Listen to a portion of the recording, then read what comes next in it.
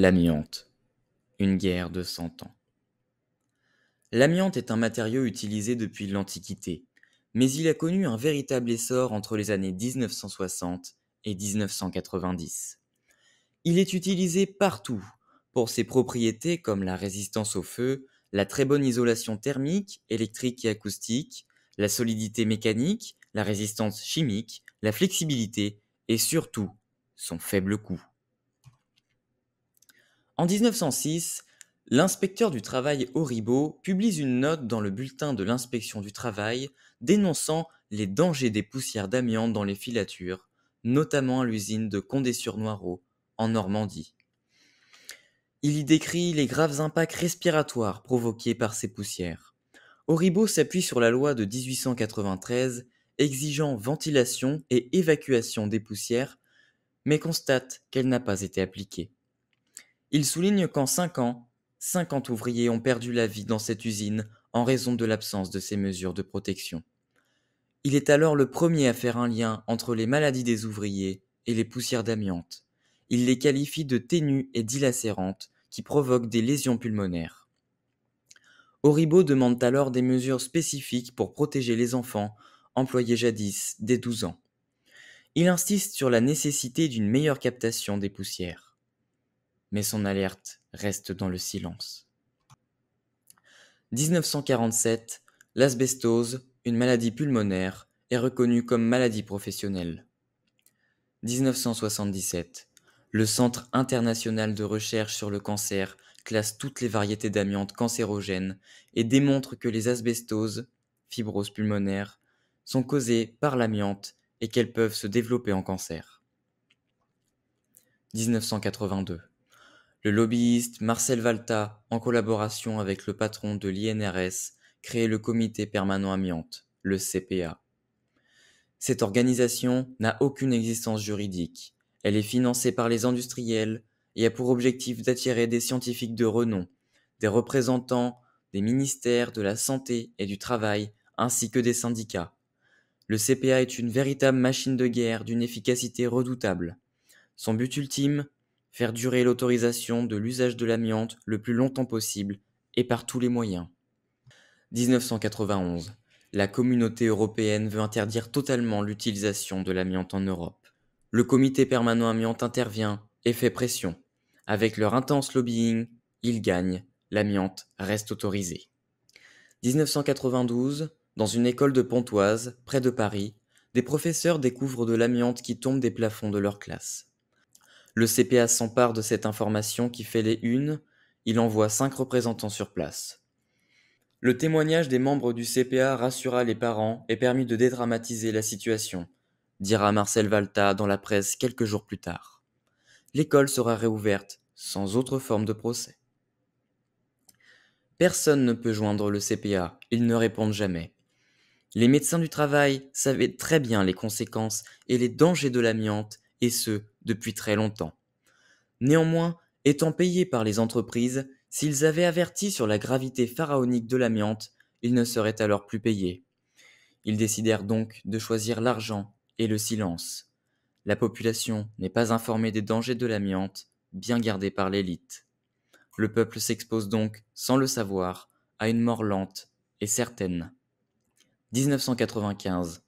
Le chercheur anglais Julian Pichneau publie une étude avec des courbes de mortalité liées à l'amiante très inquiétantes jusqu'en 2040.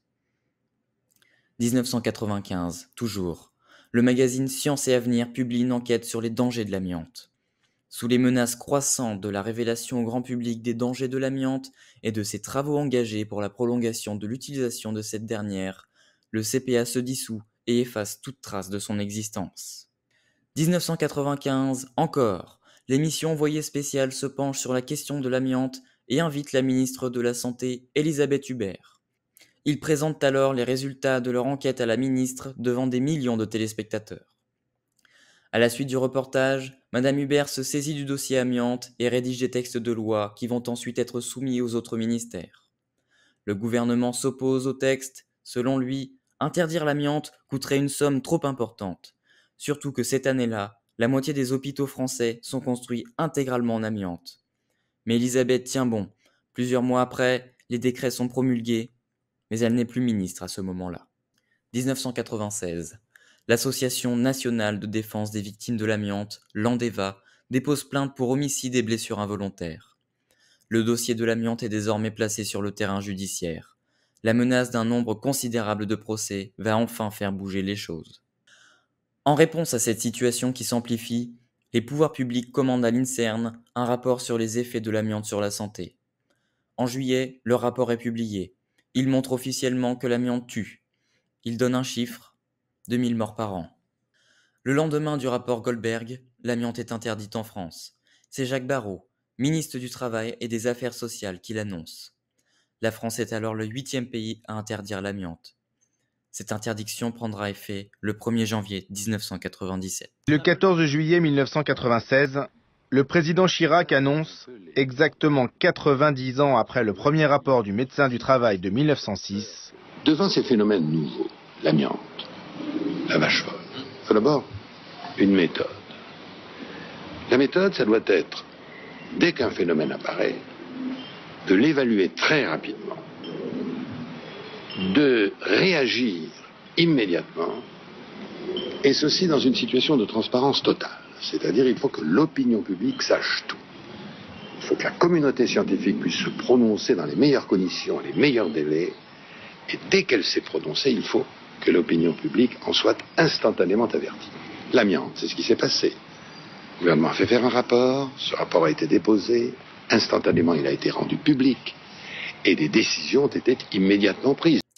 1998. La ministre de l'Emploi et de la Solidarité, Martine Aubry, annonce que les salariés ayant travaillé à la transformation de l'amiante pourront partir à la retraite entre 50 et 60 ans. C'est une bonne nouvelle, puisque l'espérance de vie des travailleurs de l'amiante est de 60 ans. Peu après cette annonce, Madame Aubry créa le Fonds d'indemnisation des victimes de l'amiante, le FIVA. 2002. La Cour de cassation reconnaît la responsabilité des employeurs dans les maladies de l'amiante. Les victimes peuvent donc recevoir des dommages et intérêts qui jusque-là n'étaient jamais accordés. Des milliers de procès vont alors être gagnés. 2004. C'est au tour de l'État d'être condamné, en tant qu'employeur dans les chantiers navals par exemple, et en tant que législateur pour ne pas avoir fait voter les lois nécessaires quand il le fallait. La procédure judiciaire commence souvent par une tentative de résolution amiable.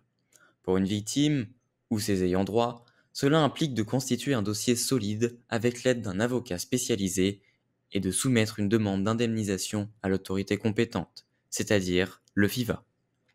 L'autorité examine le dossier et propose une offre d'indemnisation si les préjudices sont reconnus. Si l'offre est acceptée, la procédure s'arrête et l'indemnisation est versée. Dans le cas contraire, la victime peut contester cette décision. Si un accord amiable n'est pas trouvé, la procédure devient alors judiciaire. Le recours se fait devant la cour d'appel, où les juges tranchent sur le litige.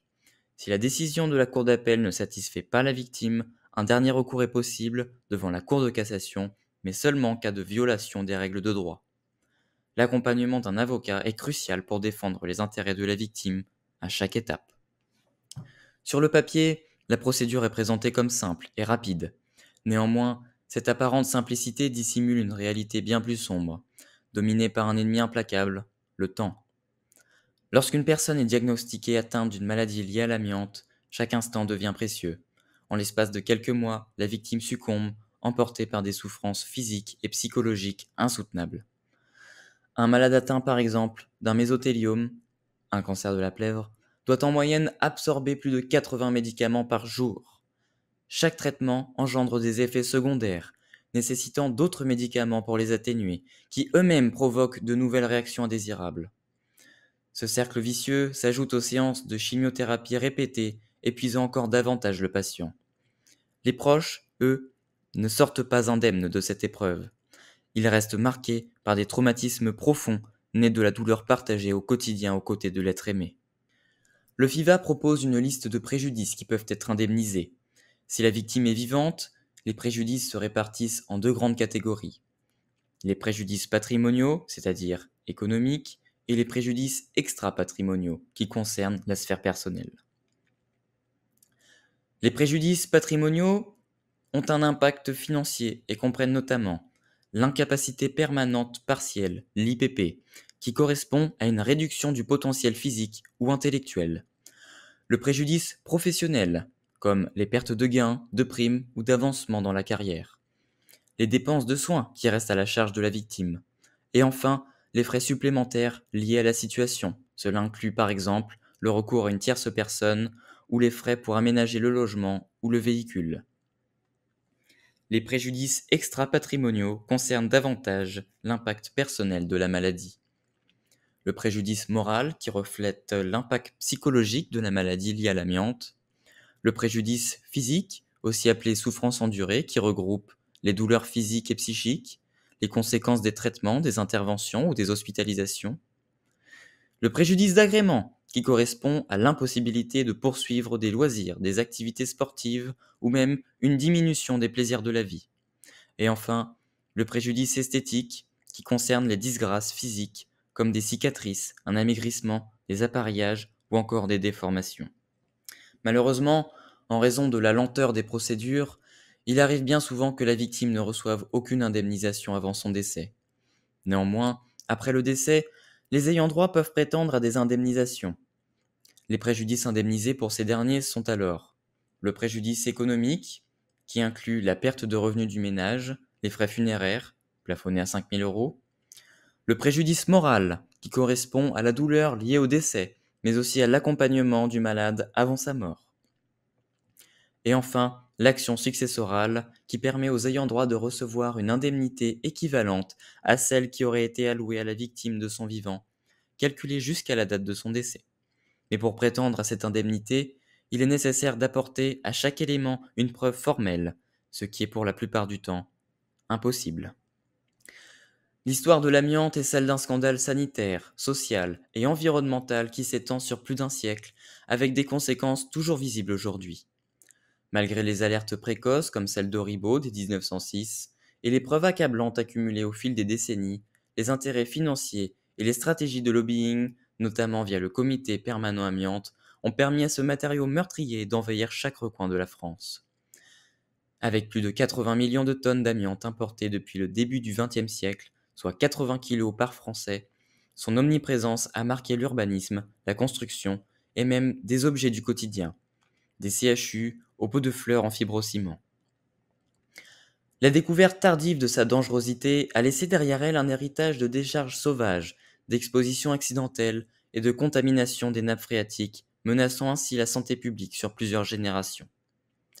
Les drames humains causés par l'amiante, cancer incurable, vie écourtée et traumatismes familiaux sont aujourd'hui indissociables d'une procédure judiciaire souvent longue et éprouvante.